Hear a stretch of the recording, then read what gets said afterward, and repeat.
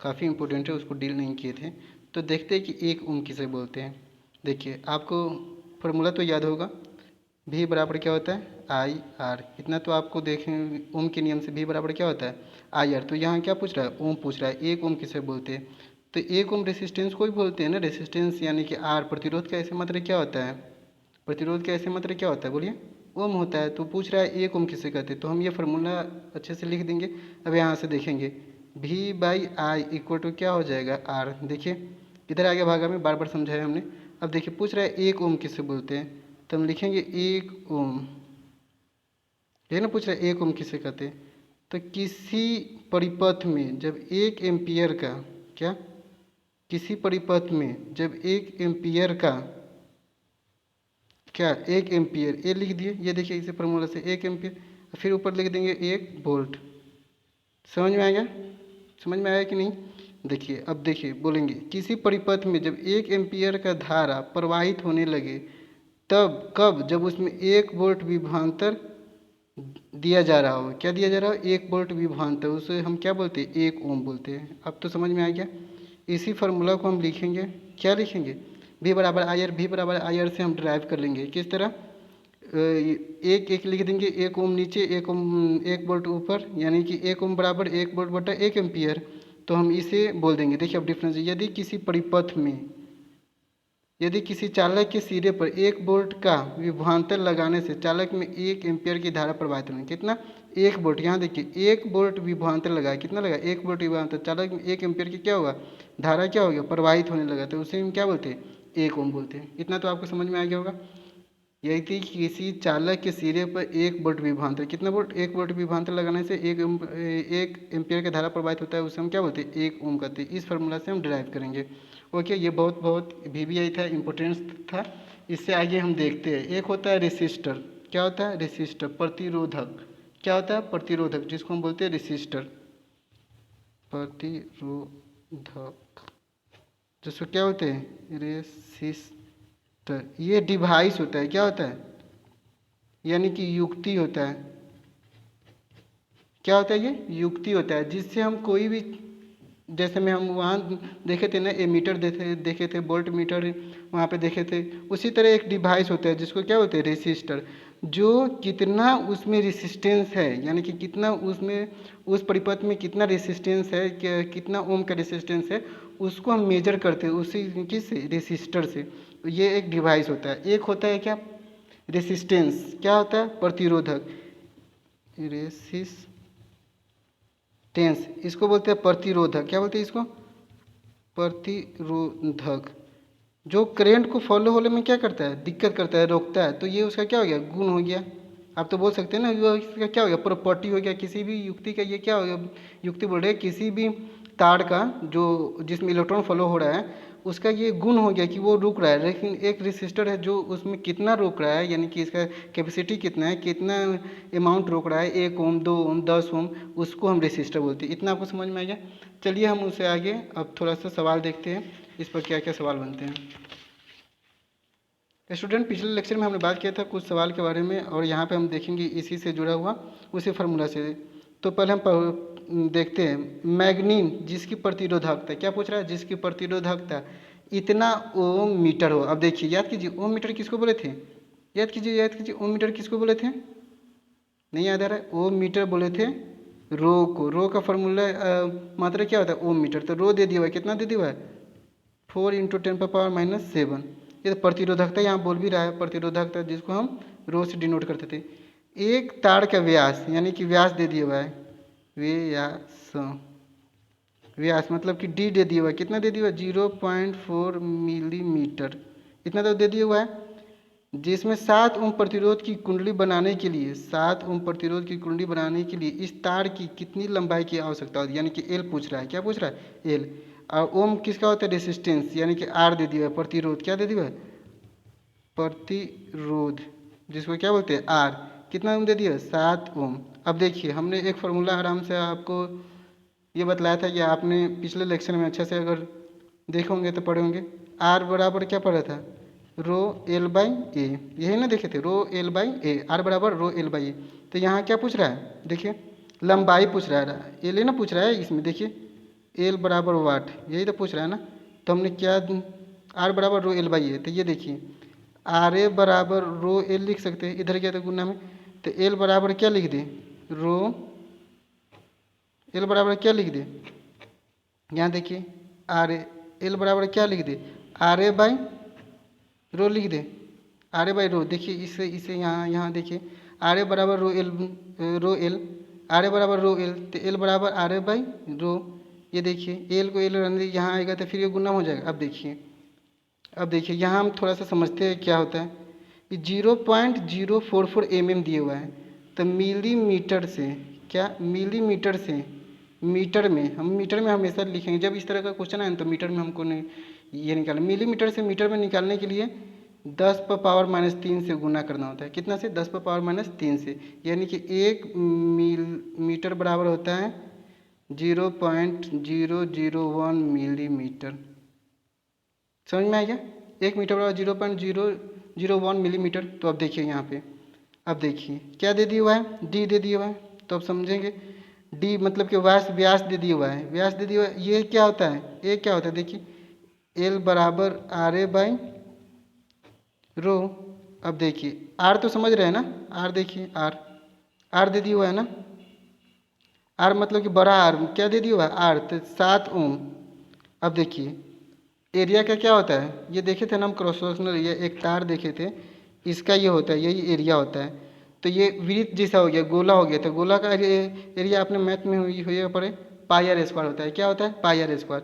तो पाई आर कहाँ से निकालेंगे, हमको त्रिज्या दे दिया हुआ है, तो त्रिज्या आर बराबर क्या होता है, d/2, d/2 होता है ना, आर बराबर d/2। तो डी कितना दे दिया हुआ है, 0.4 mm/2 लिख दीजिए, तो 0.2 काट दीजिए, 0.2 mm हो गया, एम हो गया। अब देखिए mm से मीटर में बदलने के क्या करेंगे, 0.2 × 10⁻³ कर दे, अब मीटर में आ गया। यहाँ इस नियम से देखिए मिलीमीटर को मीटर में बदलने के लिए, मीटर में क्यों बदले कि हमेशा क्वेश्चन मीटर में हम इसका आंसर देंगे। अब देखिए अब 0.2 है तो पॉइंट हटेगा तो इधर -1 जीरो चलेगा। देखिए पॉइंट हटा तो नीचे आता है 1 जीरो, तो इसको हम लिख सकते हैं 2 × 10⁻³ ये देखिए ये 10 है, ऊपर जाएगा तो माइनस में हो जाएगा, 10⁻−1 हो जाएगा। तो इसको लिख सकते हैं क्या, इसको लिख सकते हैं, देखिए यहाँ देखिए 2 × 10⁻⁻4 लिख सकते हैं ना। यहाँ देखिए अब पाई आर स्क्वायर, पाई को रहने दीजिए, बाद में पाई का मान हम यहाँ पे पुट करेंगे। अब लिख दिए, अब कितना लिखे, एरिया बराबर पाई आर स्क्वायर, आर का पाई आर स्क्वायर बाई रो। अब देखिए यहाँ एल बराबर 7 × पाई × आर। देखिए आर कितना है, देखिए ये आर, यही ना आर है, आर बराबर d/2 होता है ना, आर आएगा। तो 2 × 10⁻⁻4 × 2 × 10⁻⁻4 यही लिखे ना, बट्टा में कितना रो लिख दिए ना। अब देखिए रो, यहाँ देखिए रो का मान दिया हुआ था ना 4 × 10⁻⁷, तो यहाँ 4 × 10⁻⁷ लिख दें। एल बराबर 7 × पाई × 2 × यहाँ पे 2 × 10⁻⁻4, 10⁻⁻, जब गुना में रहता है तो ये जुड़ता है, चिन्ह वही रहता है, 10⁻⁸। अब देखिए रो का मान दिया हुआ है 4 × 10⁻⁷, 4 × 10⁻⁷, 4 × 10⁻⁷। अब देखिए 2 दूना 4, फिर 2 से 2 गया खत्म। अब देखिए ये 10⁻⁷, ये 10⁻8, एक बचा ऊपर, 10⁻1 बचा ना। तो ये देखिए एल बराबर क्या हम यहाँ पे पुट करें, समझ में आ रहा है आपको, एल बराबर क्या पुट करें, 7 पाई × 10⁻1। अब देखिए पाई का मान 22/7, 7 × 22/7 × 10⁻⁻1, 7 से 7 गया। अब एल बराबर देखिए, एल बराबर समझ में आ रहा है, 22 × 10⁻1। अब समझ में आया, -1 माइनस में रहता है तो नीचे आता है तो क्या होता है 22/10 लिख दें, 10 लिख दे। बहुत सिंपल में आपको समझा रहे हैं। और इसको 10/इतना लिखे तो जीरो हटेगा, ऊपर जाएगा तो जीरो, तो 2.2 हो गया। क्या हो गया मीटर में क्यों, क्योंकि हमने इसको मीटर में चेंज किया था। यही आंसर है, एक मरतबा और इसको देखिएगा आप, वरना लेख से बहुत बड़ा हो जाएगा। तो चलिए हम दूसरा देख रहे हैं, दूसरा क्वेश्चन क्या बोल रहा है। यहाँ पे देखिए जब विद्युत हीटर के टर्मिनलों के बीच विभवांतर यानी कि भी दे दिया, देखिए पहले लिखेंगे 220 वोल्ट हो तो हीटर स्रोत से 2 एम्पियर की धारा, तो आई कितना हो रहा है 220 वोल्ट हो तो 2 एम्पियर, आई मतलब विद्युत विभवांतर पे विभवांतर यानी डिफरेंट पोटेंशियल, आई दे दिया विद्युत धारा मतलब कि आई दे दी हुआ है, तो 2 एम्पियर की विद्युत धारा लेता है। यदि विभवांतर को 440 वोल्ट यानी कि इतना है तो कितना ले रहा है, यानी कि 220 वोल्ट पर 2 एम्पियर ले रहा है और पूछ रहा है अगर हम 440 वोल्ट देने लगे तो कितना एम्पियर का लेगा। तो आप इससे एकदम अनुमान लगा सकते हो। ओम ने क्या बोला था, भी डायरेक्टली प्रोपोर्शनल टू आई। पहले ये कॉन्सेप्ट दे रहे हैं, उसके बाद आपको हम इसको सोल्व करके आपको बताएंगे। भी डायरेक्टली प्रोपोर्शनल टू क्या हो गया आई, यानी कि भी का मान बढ़ता है तो आई का मान बढ़ता है। तो देखिए भी बढ़ रहा है तो आई बढ़ रहा है, यानी कि ई, और इसके हिसाब से देखिए न्यू वोल्ट कितना कर दे रहा है, V1 समझिए कितना कर दे रहा है 440 कर दे रहा है। तो पूछ रहा है इस पर कितना होगा, अब समझ में आ रहा है। देखिए ये इससे दुगुना किया ना, 220 से दुगुना 440 किया तो एम्पियर 2 एम्पियर, तो ये भी दुगुना होना चाहिए यानी कि 4 एम्पियर होना चाहिए। इसके हिसाब से यही ना हुआ, देखिए इसके हिसाब से, इस नियम के हिसाब से ये हुआ। एक मरतबा हम सोल्व करते हैं, यहाँ हम देखते हैं। पहले भी दे दिया हुआ है कितना 220 दे दिया हुआ है ना डी वोल्ट, आई दे दिया हुआ क्या 2 एम्पियर। तो हम आर पुट कर लें, आर बराबर क्या होता है नहीं याद है, चलिए भी बराबर आई आर, इतना तो आप समझ में आ गया। आर बराबर क्या होगा भी बाई आई, ये देखिए आर को आर रहने दिए, यहाँ आई को भागा मिलेगा तो आर बराबर क्या लिखे भी बाई आई। हमेशा ये सब फार्मूला याद रखिएगा कि आप डिराइव अच्छा से कर ले। अब देखिए आर बराबर क्या होगा रेसिस्टेंस, इसलिए हम निकाल रहे हैं कि यहाँ पे हमें आई निकालने के लिए आर का ज़रूरत होगा, क्योंकि तार एक ही है ना, टर्मिनल विद्युत हीटर है ना, उसमें तो रेसिस्टेंस सेम ही होगा कितना भी हम धारा प्रवाहित करें। अब समझ में आ रहा है 220 वोल्ट। अब देखिए एम्पियर कितना है 2 एम्पियर, अब काटिए 110 आए 110 ओम। अब देखिए बोल रहा है, अब यहाँ देखिए इसमें पुट करेंगे, अगर हम उसको धारा को बढ़वा क्या कर रहे हैं वोल्ट को क्या करें इंक्रीज करें, तो भी का मान दे दिया 440। आई पूछ रहा है कि कितना होगा, हमने तो ऑलरेडी बतला दिया कि प्रोपोर्शनल होता है तो अगर वोल्टेज बढ़ रहा है तो 2 एम्पियर है, तो ये भी दुगुना हो रहा था ये भी दुगुना होगा, यानी कि 4 एक आंसर होना चाहिए। इसका कितना होना चाहिए 4।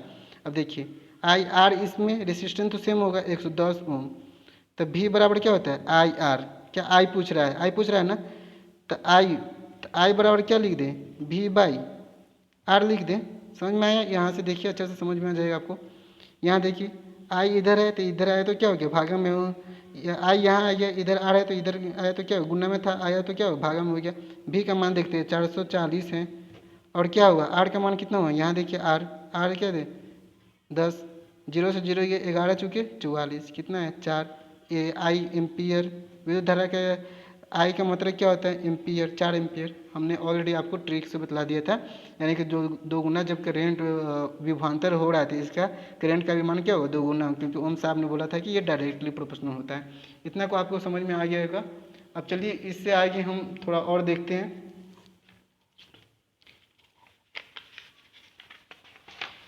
यहीं पे समझते हैं हम।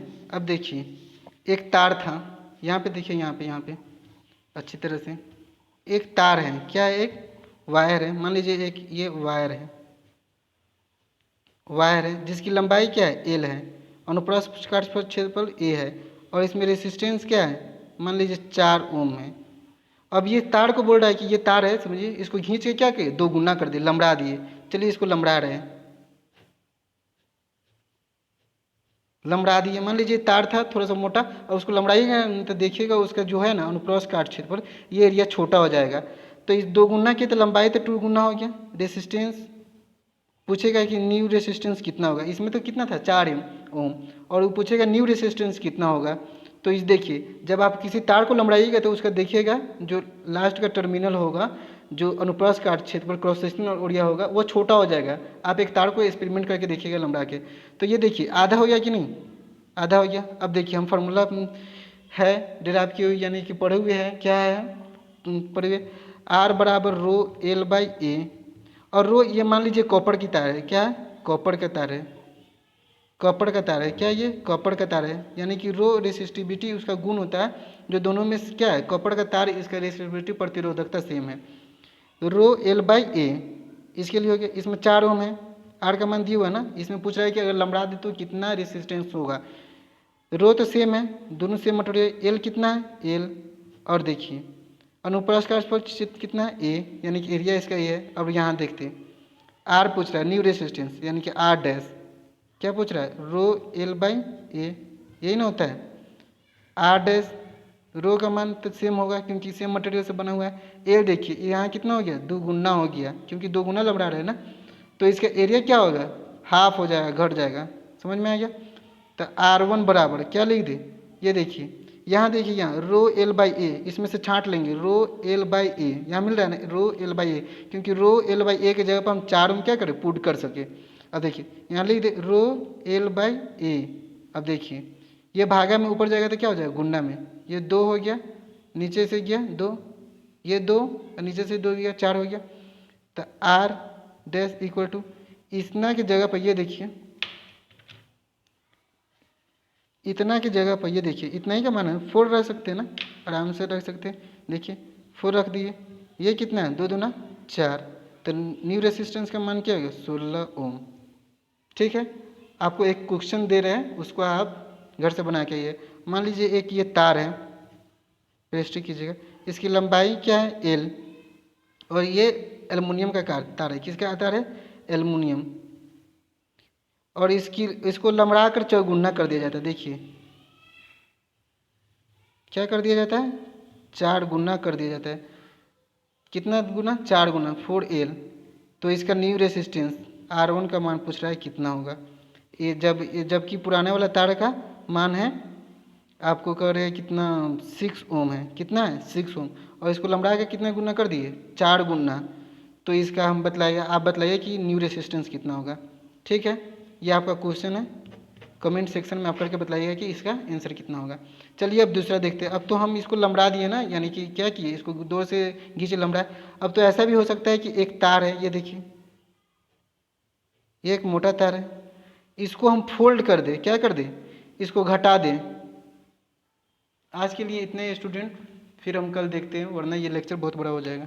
Thank you for watching this video.